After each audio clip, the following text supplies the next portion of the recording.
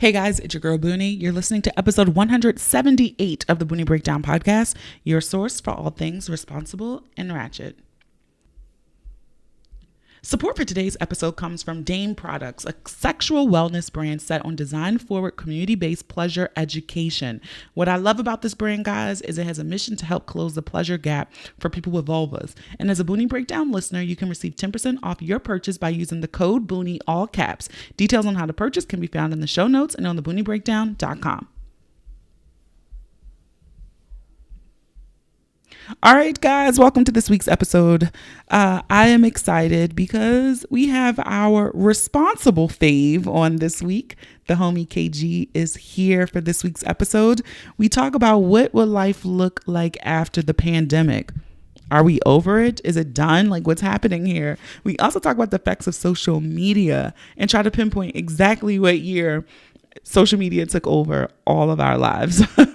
So stick around for this irresponsible, fun, maybe the episode gives me a little 60 minutes vibe, okay? Because we recorded this early on a Sunday morning. So it gives me a little 60 minutes, but it's good. So stick around for the conversation. All right, let's hop into my pick of the week. This week, the pick of the week is, if you have Netflix, you need to check out The Upshaws on Netflix.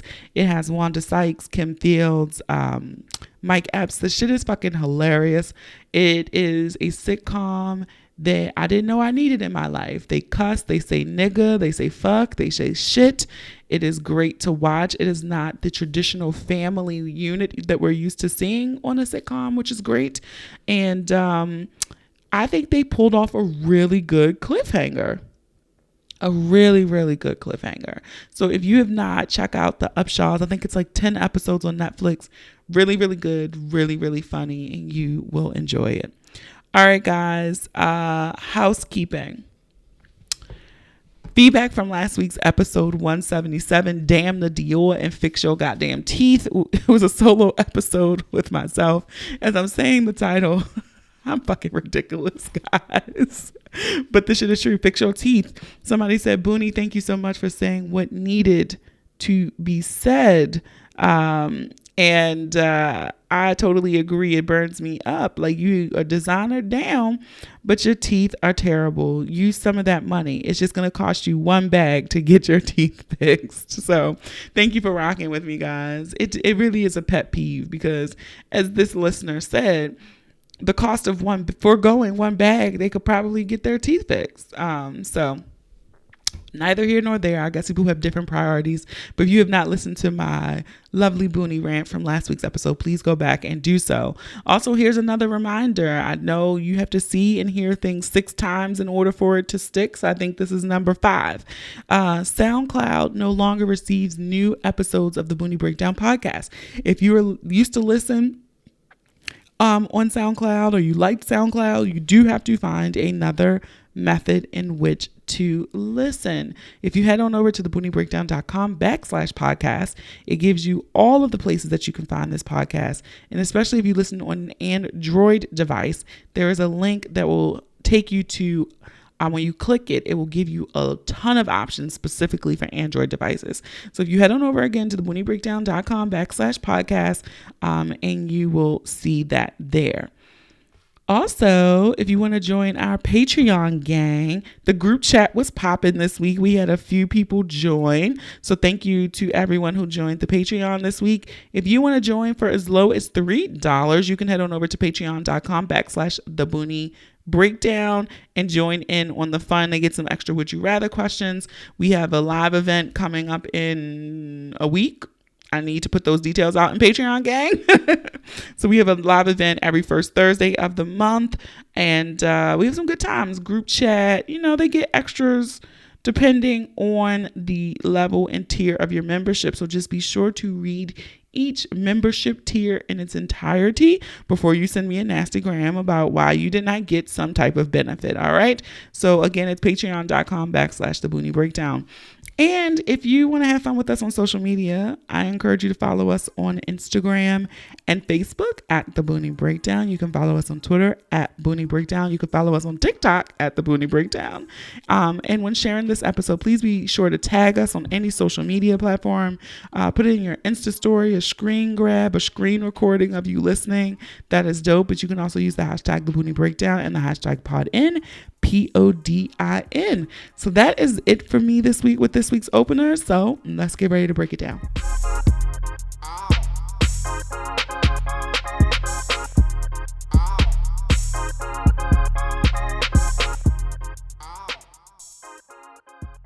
Hey guys, so I'm pretty sure this week's guest thought he was gonna make it without being on an episode this season.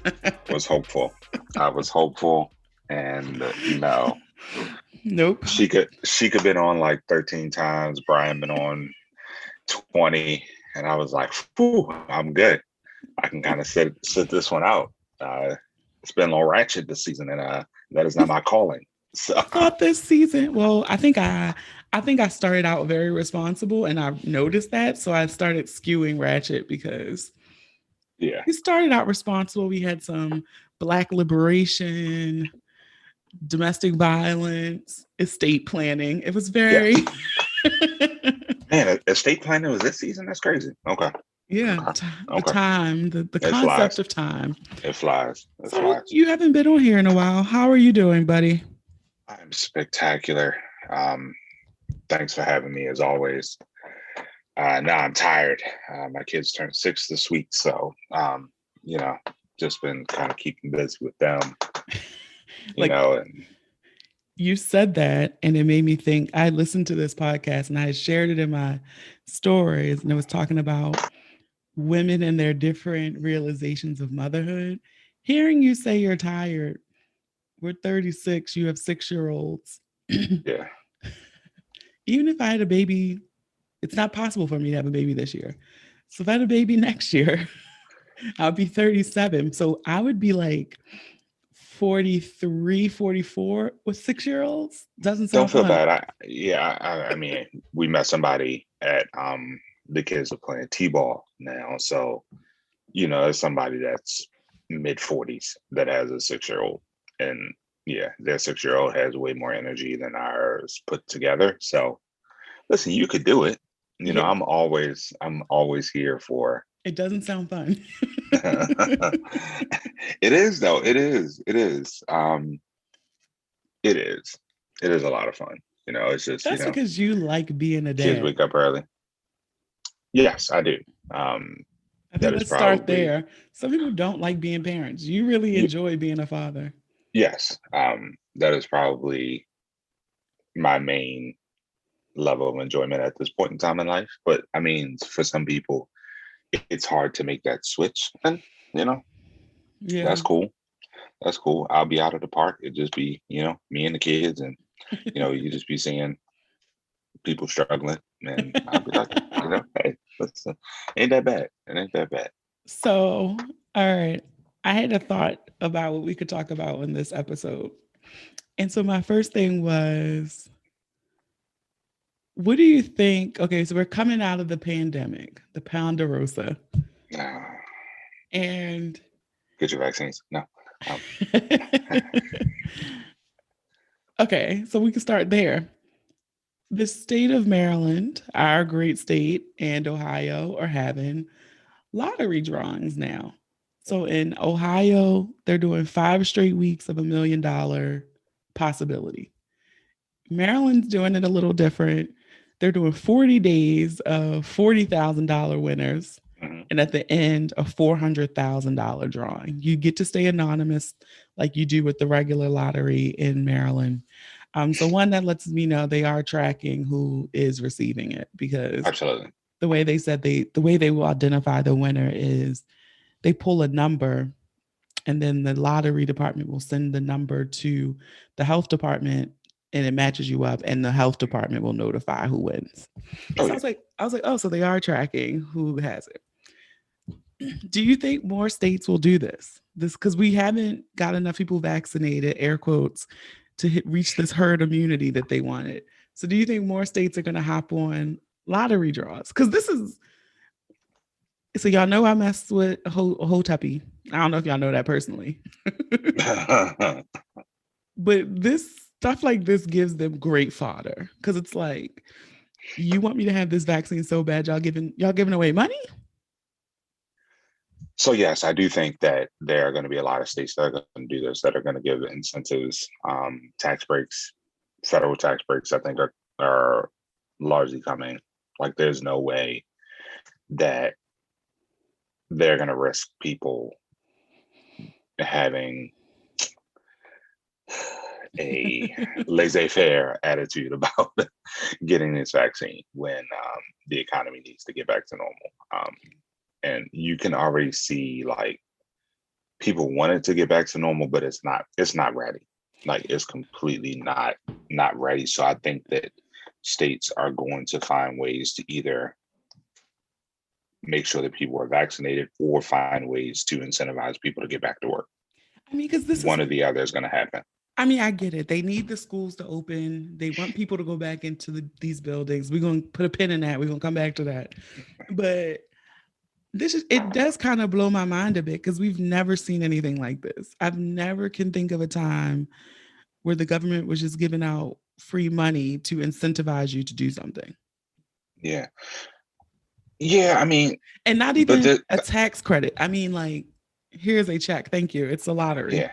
I mean, this one is. I mean, this one is difficult. I mean, I think this is a different scenario versus getting a hybrid car or solar panels on your roof or something like that.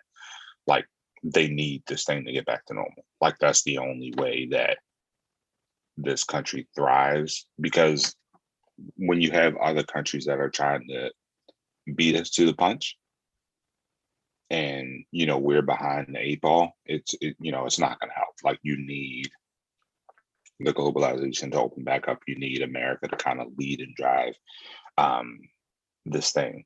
And I also think that if because other cultures pay so much attention to American culture, that if they see Americans hesitant about the vaccine, I think that impacts some of the rest of the world and how they may view them getting the vaccine, especially with us trying to give them doses. I was reading this morning, it was talking about the strain that's in India is now going to be the dominant strain in England in a couple Yeah. weeks. And so they were saying that's going to hurt their progress in opening up. I don't know. And then you're hearing, like, take your mask off, don't wear your mask, do this. Like, it's all very confusing. And I feel like we're trying to push stuff way too fast. And I get why. I'm not dumb. I agree with everything you're saying. We want to go on vacation again freely and do all that stuff. But it just seems like the math not mathing. Like, it still seems like a disconnect to what they're saying and what's reality. Yeah, I mean, we took the kids to Hershey yesterday, and it was kind of weird because the signs when you come in, it's like, all right, adults can take off their mask if they're vaccinated, but then all the kids walking around the park have to keep their mask on because they're not vaccinated. That makes And I'm no just like, sense. this is terrible. Like, I'm not wearing my mask. Like, I'm outside. I've never really been about the, hey, if I'm outside and I'm just walking to the park, I'm not wearing the thing. But um, yeah, for the kids to have to wear it, that was kind of weird just to see. All right, all these adults are walking around. We're in the middle of Pennsylvania. I know most of y'all don't have this vaccine. You all are lying. You all are lying. But that's the point. The honor system here. Everyone's just gonna lie. yeah, so I mean, if you base it off of Hershey Park yesterday, 85% of the population has the vaccine. But in reality, we It's like know that is, it's like 40 to 50. yeah, that we know that's not the case. So, and it's supposed to be fully vaccinated. So, yeah, I do yeah, we're all think lying. I do think good things have come out of this. We just mentioned going back to work. I make it very clear, and I've told my higher ups, I have no intention of ever going back into an office. Like Well, never. listen, that's how you know you're making too much money because you can lay that out for higher ups. Like, yes, supervisor, I'm never coming back to work. Try me. Like, yeah, you can say that. It's like, what is the reason? Yeah, What is the reason? there's no so like I manage folks, and I had already had my team not so they were coming in 2 days a week because I was coming in 2 days a week. So I was like, well, it doesn't make sense for me to come in 2 days a week and then make them come in 5 days a week, especially when I knew I could be productive at home. I can get it from like teams that like need to collaborate or like need to plan things out and map and game plan and things like that. But you can also game plan when people need to be in the office. So if you know a project is coming up 3 weeks before, say, hey, listen, 2 days out of this week, we all need to be in the office. Let's plan for this. Cool. You have a job, your flexibility, like you need to plan for that, and jobs need to plan for you to be able to come in. But again, I think I've told you this is that, you know, some of these stupid companies have paid millions and millions of dollars for these stupid buildings that are just like now sitting, and it's real estate that they can't do anything about. So I get it. Yeah, Commercial real estate is dictating this because if yeah, everyone is like, we don't need these leases, the commercial real estate industry will collapse. yeah. Got When it. when Dave Ramsey was like, yeah, I spent what 400 something $1 million on his new office, I was like, okay, I can see why he wanted his people back. Because they just opened that building last year. So I can see why he wants to have all of his people back immediately, because if not, that was a waste of money. It was a waste of $400 So million. I, And but it's just so hard because it's like all of the lies that you were told by employers told people why you could not be home went out the window a year ago when it was convenient for your business to continue operating. Then we were home. he was sitting at home. People didn't But this care. is this is an opportunity for employees to band together and you there is a play here for you to be like, we need to, even if it's not 5 days a week, 1 day a week, but you do not need to be in office every day anymore. So internally, I think like this next year is going to like the next 6 to 8 months is like going to be a crazy time for workers' rights, because like you have between workers that have jobs now that don't feel like they should have to go back into the office, and also people like the government did a good job by paying these people, paying folks an extra 600, 300 to $600 a week, but you also showed how much money is out here in the economy. So like who's gonna voluntarily, it's like, oh yeah, I'm gonna go back to say for example Walmart, where they treat me like shit. I have to work crazy hours and I don't get respect, but I'm also getting paid $11 an hour when It does not make sense. y'all just paid me $600 a week on top of my state federal unemployment. Like, This is where I need I'm people to I'm start. never going back. This is where people need to start doing critical thinking here. This is why you see Bank of America and all of these places raising the minimum wage because they're trying to get ahead of that. They're trying to get ahead of people because some people have to go into a building. Bank tellers have to be there if you're running a bank. Yeah. Grocery store workers have to be in a grocery store if you're doing a brick and mortar store. So some of these things are just truths, right? But there is a play here to say, pay me properly, give me adequate benefits. So I'm with you. I'm curious to see how this translates because, like I just told you, I told my boss, I wasn't waiting for no survey to come out. I'm not coming back Yeah. because now I commute from Baltimore to DC. I've gotten back 3 hours of my life every day just from not commuting. Mm-hmm. I couldn't imagine now having to get up and get on a train to go to DC. Yeah. And I'm not going to say that I'm actually working during those 3 hours that I was commuting between home and No, I might Alexandria. be asleep, but that's what the fuck I want to do with them 3 hours. But that's my time. That is my time Because to do. I wasn't getting paid for the 3 hours I commuted, right? But now if I decide, oh, I want to go walk at the track, or I'm gonna lay in this bed, or I'm gonna do whatever, that is a big change of the quality of your life to have 3 hours Yeah. back every day. It's a big change. So My other thing after this, I do think virtual events have a place as well. I think people have fatigue over virtual events right now because it's all we could do. yeah, I think it'll be a boom back in person, but I do think there's a space and place for virtual events to stay. that's interesting.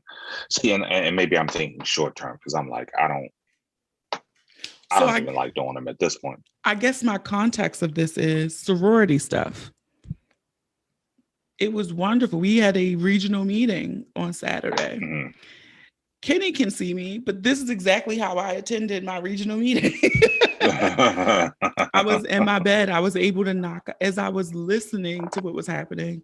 I submitted FSA receipts and I sent out Boonie breakdown emails. Like I was able to do other things while still participating and getting credit. Yeah. I'm not mad at that. That can stay. Because before the Yeah, pandemic, I would have been stuck in some high school sitting there all damn day. Yeah, I mean, I can definitely see all of our organizations being like, hey, we're paying too many lawsuits right now. We're going to do these regional events virtual and maybe do like a conclave or a national convention in person. Because that's, at least for us, every 2 years, do that. But the regional joints, keep those online. Yeah, what a point. What's the point? Because those things were always limited because the capacity. Mm-hmm. This is probably the largest regional meeting attendance they've ever had, ever. It's an easy money grab. Like, all right, sign up, you pay. Yeah. Cool, but I'm going to be online. I don't have to worry about travel. I don't have to worry about hotel. And I'm hoping that our national convention continues this. This is going to be our first one that's hybrid. So if you go in person, it's a higher cost. Virtual. Thank you. I can have my money, but that's why I didn't attend those things. It's so expensive. By the time I add up a hotel for a week, take off the days, eat for I didn't spend $3,000 trying to go to a national convention. No, thank you. Yeah. So some places I can see it being very beneficial to keep around. I will say fun virtual events, maybe not so much. Case in point, Versus. That shit is whack now. Yeah, it is. It is harsh. I mean, I don't know when it I think when when they sold out and focused more on the production aspect. Like I feel like the last one that, I mean, I know you didn't appreciate this one, but I feel like the last one that had some intrigue to it was the Gucci. I watched it because it was the drama. Yeah, I was like, I watched it because of the drama. But yeah, I did not like it once they started focusing on the artists. When it was producers, the shit was flames. Yeah. When they started switching it to be artists versus artists, it started going down for me. And now they're just do a concert. Like these are corny. Yeah, and I think because it's like when they start off the verses, like, all right, should I be singing? Should I be performing? Should I be doing these songs? We don't got ground rules yet. They get 7 songs in. Yeah, it's like, all right, they get to the 7th song, and they're like, all right, well, we need to get up. We need to liven the pace up. And I'm like, y'all should have figured this out at the beginning. Like it happens every. Like y'all not the first one. Why is this still happening? Yeah. So yeah, I think Versus is kind of dead. They could. I mean, I'm glad they got their little money grab. But that shit is dead now. Yeah. Not feeling it. I'm ready for concerts probably more than. I'm ready for a concert more than travel. And this is somebody who traveled a lot. I miss concerts so much. But I'm also going to make this caveat. I'm going to need a motherfucking chair. A lot of the concerts that I go to are in very small venues. A lot of the artists I see aren't in arenas. They aren't in stadiums. I'm at the Fillmore. I'm at Baltimore Soundstage. Soundstage Yeah. on these concrete floors, standing up for 4 hours. My back cannot take it. I need a chair. No, they're gonna smash you in there. They got to get this money. I need a So chair. you can keep up alive on that. It's not happening. I Or you need a can pay chair. VIP I'm gonna have to and pay start doing it 250. Yeah, you because can I pay need a 250. chair. Um, Your yeah, back don't but be hurting, Kenny.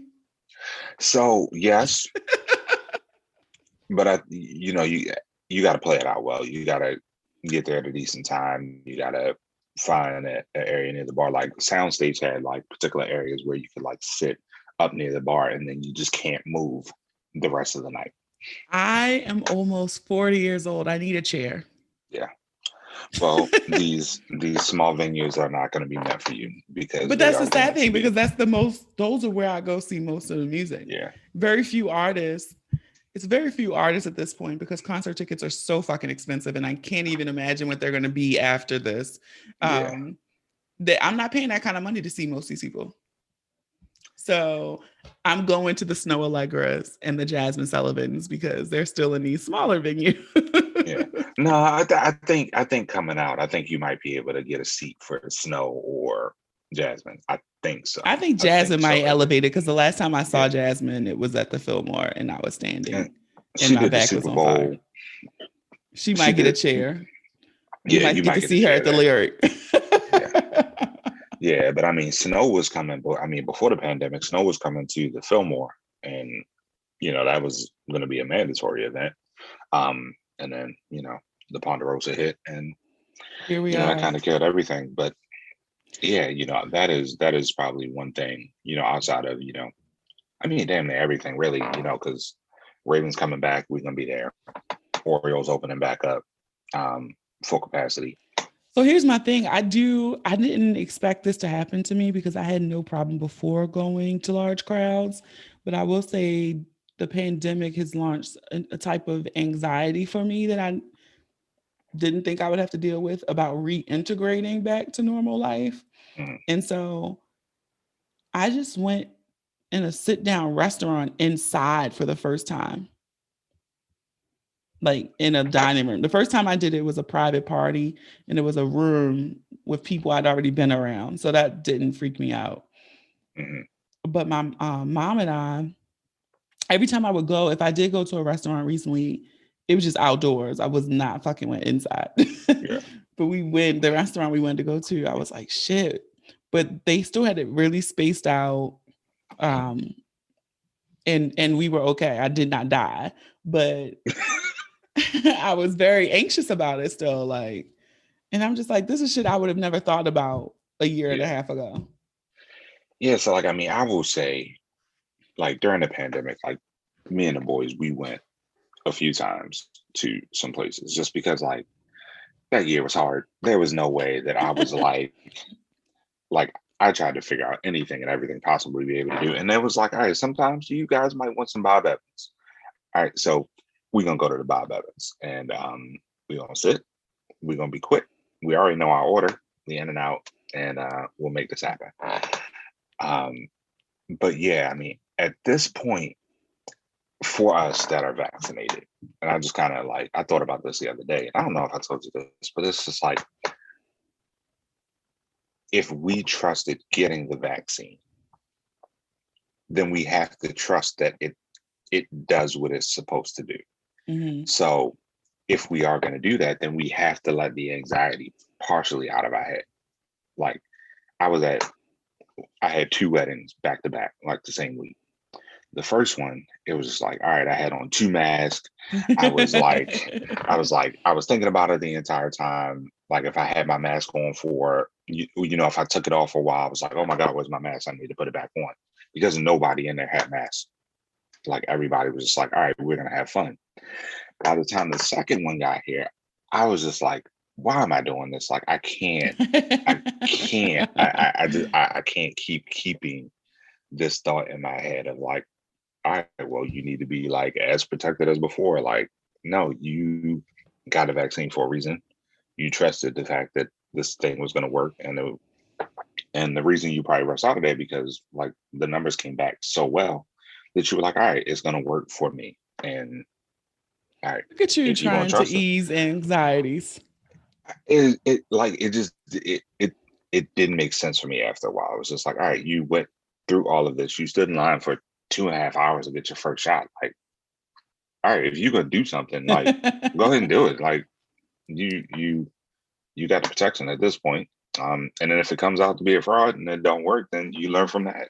And then everybody tells you that. But at this point, Lord, don't let that shit be a fraud. The conspiracy. Here's the thing: the Hotaps and the QAnon people believe the same thing on this vaccine thing. If you yeah, follow their thought process, let this shit backfire. Oh, we never hear the end of this shit. yeah, Never hear the end you of it. wouldn't. I mean, they already got your boy. They already got Bill Gates up out of the paint.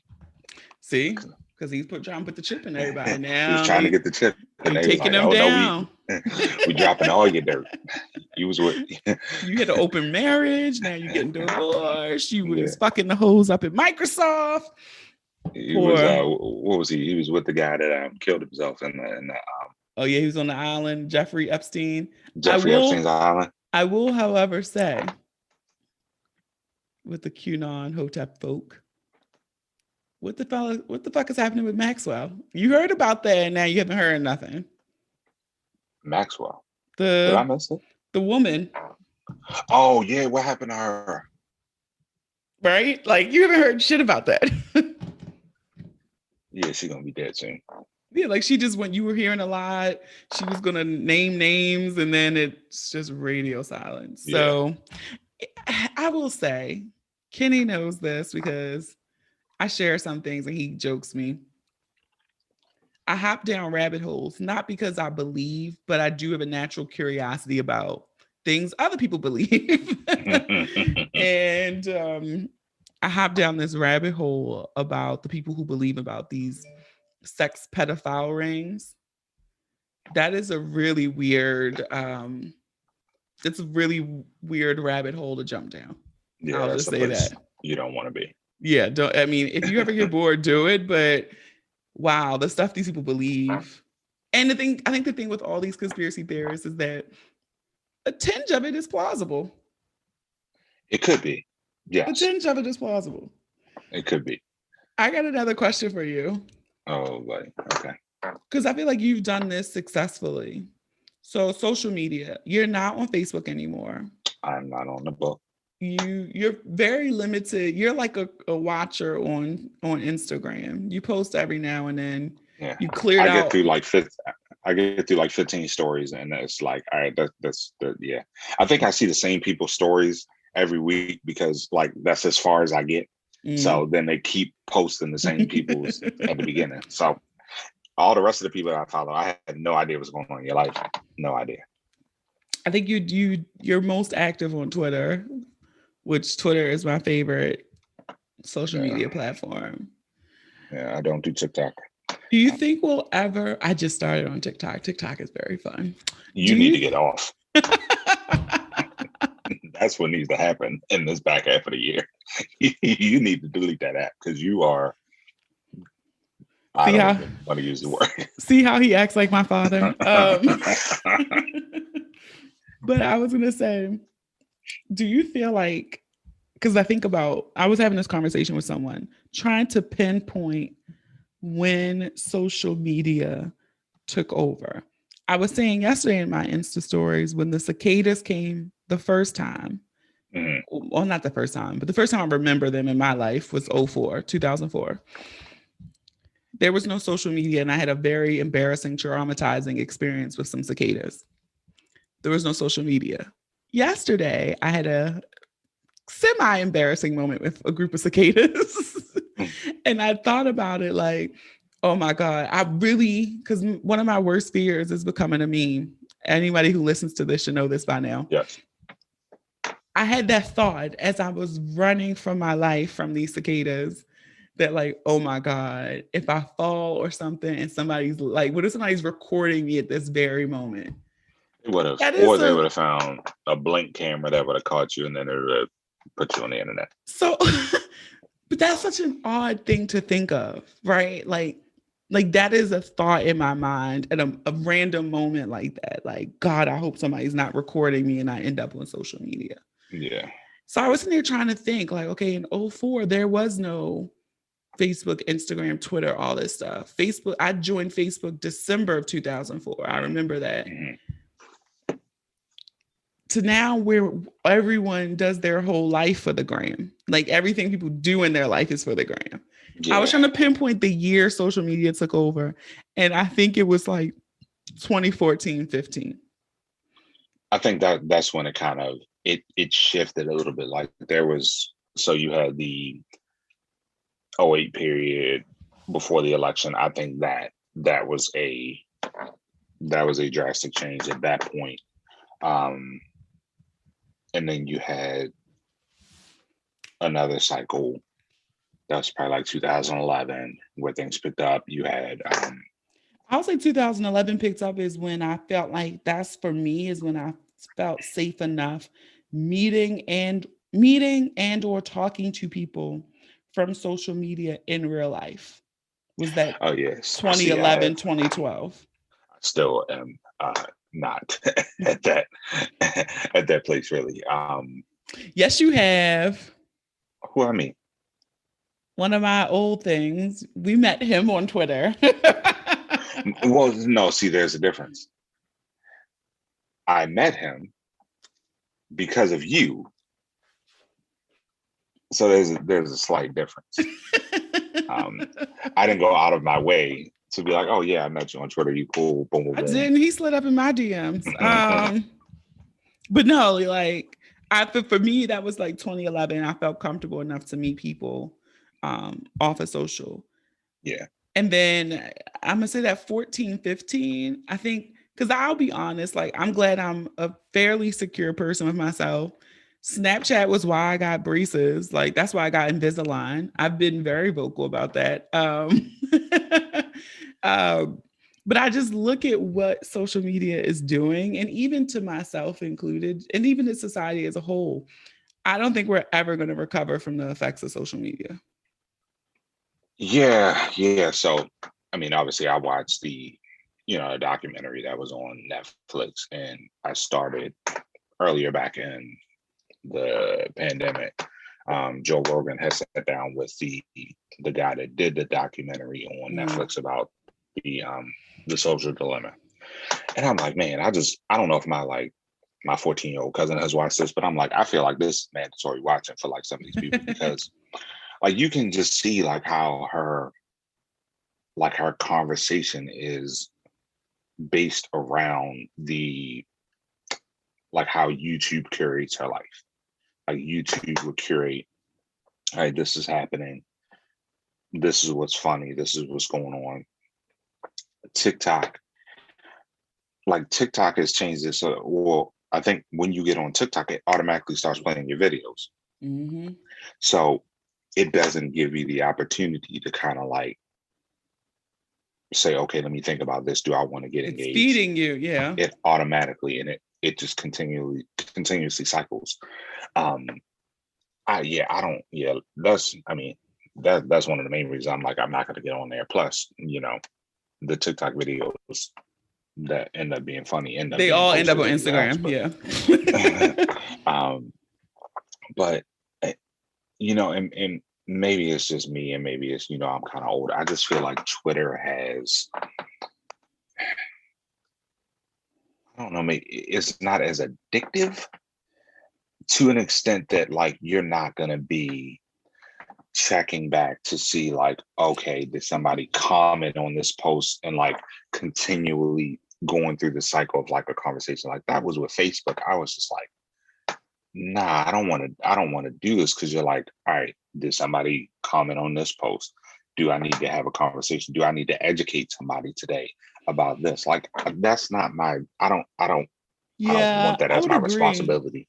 I would say Twitter isn't transactional in the sense that you're really posting whatever you're posting and you're gone, Yeah. right? Like, unless it's a question or you're trying to create dialogue or something, for the most part, you're just posting it. If you go viral, you might get some type of back and forth, but Yeah. for the most part, it's like this is what I had to say, post and whatever, bye. And Twitter moves so much faster than the other social media platforms that you could post something and I'd be like, dang, I didn't even see you post nothing today because if I wasn't on at If the you weren't on exact at that time, time, yeah. then I missed it. And so that's why I do like Twitter as well.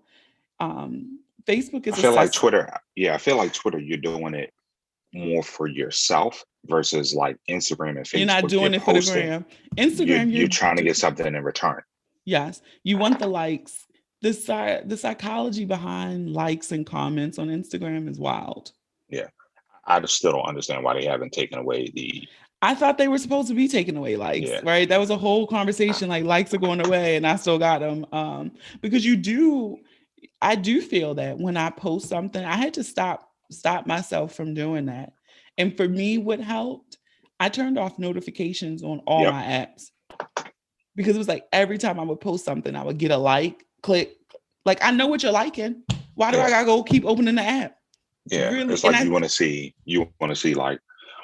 And like you may not even like be a vain person. Like you're not a person that really there's cares about what people think. But if you see something, you're gonna be like, all right, well, what's the number? Like, does this post like do people care about this post? If you don't get 10 likes in 10 minutes, it's like, all right, well, this should is I delete trash. it? Should Should I I keep delete it? it? Should I pull Yeah.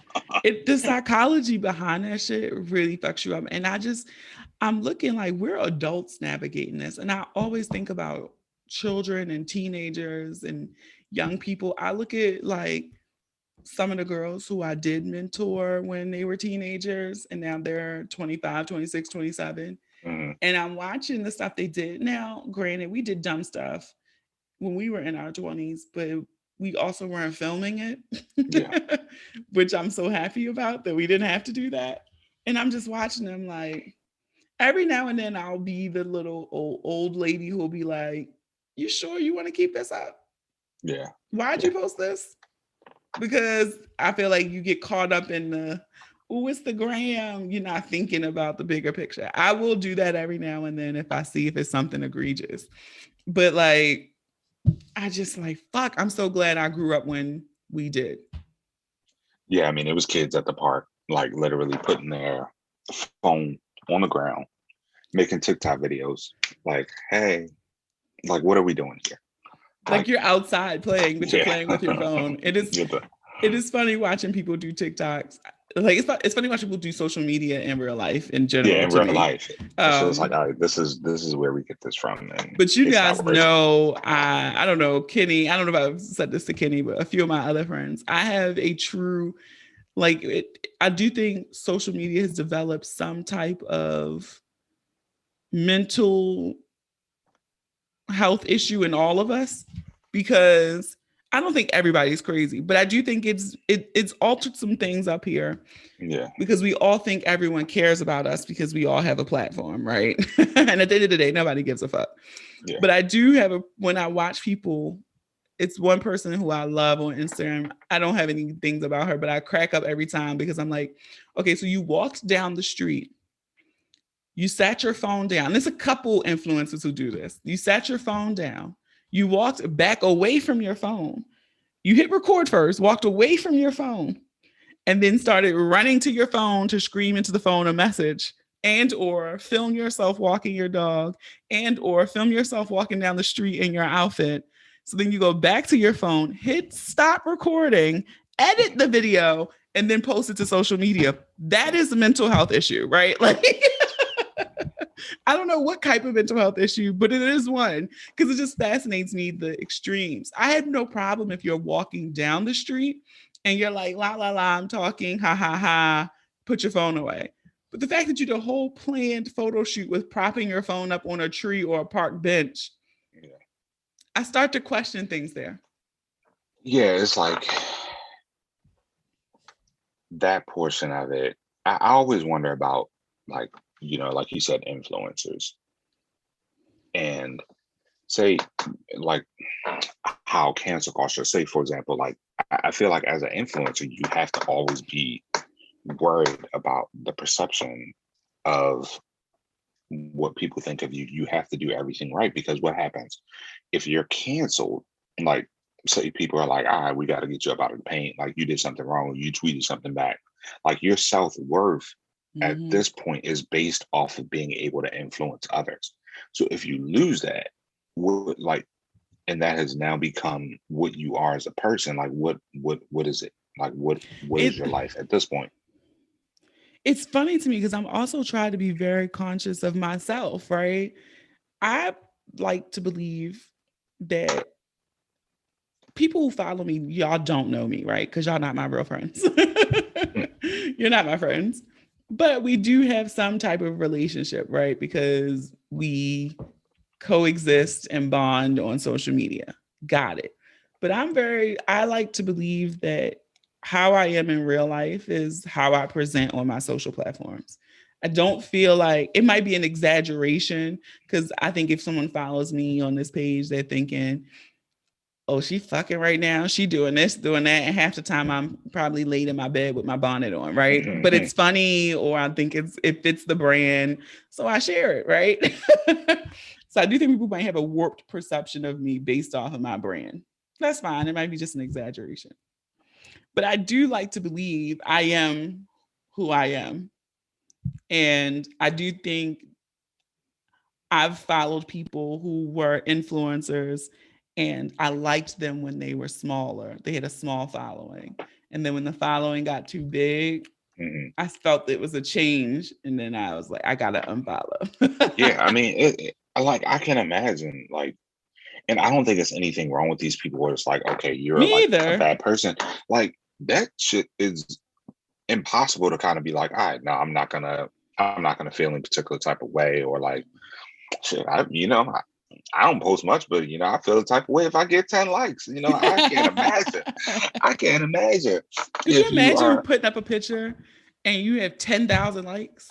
yeah, like no, like that I, that changes you. it Like, does. yeah. And so it's like I commend people who I follow that I followed when I was there when you had 5,000 followers and now 8 years later you got 500,000 followers. Mhm. That shit Yeah. is dope to me. Like get your money and get your coin. And you've stayed consistent to me True to in who who you you are. are. I like those people. And I do think it's a hard task to do because Yeah. could you imagine like I struggle with that. Like, how much of that do I want? Because it's like, Yeah. I don't want I know you any don't of want any, that. but my thing is like, I'm not trying to do this for free for forever, right? Yeah. But it's like when you start taking them checks, the game do change. Yeah. You have to give up a part of you to be able to move forward in this social aspect of life. And it's like like you got to weigh it. Is It's it like, worth is it? it worth it? Is it worth it at the end of the day? I don't. Because I see people complain who have these large followings. People pop up in their DMs, don't say hello. They just like, where you get that shirt? Or they complain because people want to know things about them. Or in case of like, I thought about like the whole shit that was happening with the Joe Budden podcast. Like a few of the Yeah. people on his network were like, no, I'm not saying nothing. But I'm like you're upset because people are expecting a response from you. Like, you can't be that naive, right? Yeah, like you're there. You're part of the network. You're You part were of the on the show infrastructure. with the girl, so Yeah. you got to say something. Um, so yeah, I don't know. It's just trying to navigate this is. I think about it a lot because I have people, and people be trying to y'all be hyping me up real good, but I have people who be like, "You on the brink?" Like you tell me all the time, which, and I'm not going to say it because I want people to go do it, and then I'll be crammed up. But you give me a homework assignment for Twitter like monthly that I finally am going to do because I found the right thing to do it with. But I just I could not imagine doing all because the shit is not it's not I'm not gonna say it's not backbreaking work, but it's not a walk in the park either. It's a lot of work goes into some of this shit. Yeah. And I do feel bad for people who build these things up and then people go and find an episode from 10 years ago, negating that people evolve and change, and now their whole shit is fucked up. Yeah. Like you want to get to a point where I think you get to a point where you can't be canceled because like your base has evolved so much with you that they already know It's like always it even always be if the you new take a niggas step back, popping yeah, in. yeah, even if you take a step back, your base is strong enough that you're not really losing anything because you really got the home to kind of focus on. So it's just like you kind of want to get there, but I mean you'll continue moving. I mean you're already a local celebrity out here. Don't You nobody know, know me here. yeah, well, I won't say that. It was so funny. Yesterday at my sorority meeting, in one of the Zoom rooms, I get a message, a private message. Hey, Boonie girl. Nope, blocked. I am Sora Boone, and And I was I like, don't know what you speak of. that is so funny. I've had it. The only time I had it happen in person that weirded me out, it was when I was still commuting. I'm sitting in Union Station, and I think I was on the phone or watching something, had my AirPods in, and I audibly laughed out loud. And I saw this person go like that, like turn behind. And the first I'm just thinking, oh, I was like, shit, I must have been loud. Like, my bad. Then I think my mom called, so I'm on the phone talking, and the girl like turned around again. And I was just like, I said, Ma, I'll call you back. I'm about to get on the train. And she's like, okay. And then as I'm standing up to go get on the train, she's like, I'm sorry. She was like, do you have a podcast? And I was like, yeah. And she's like, I knew that was you when you laughed. And I That's was creepy. like, that is scary. Nope. I do not want that life ever. That was kind of scary. So but you heard my laugh and was like, I know that. I know that person.